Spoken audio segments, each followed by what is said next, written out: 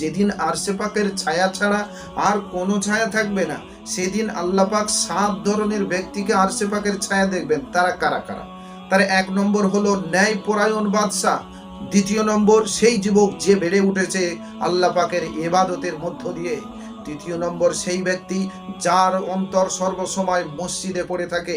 চতুর্থ নম্বর সেই 2 ব্যক্তি যারা পরস্পর একে অপরকে ভালোবাসে শুধুমাত্র আল্লাহর জন্য, এবং তারা মিলিত হয় আল্লাহর জন্য, এবং দুজনে পৃথক হয় তাও আল্লাহর জন্য।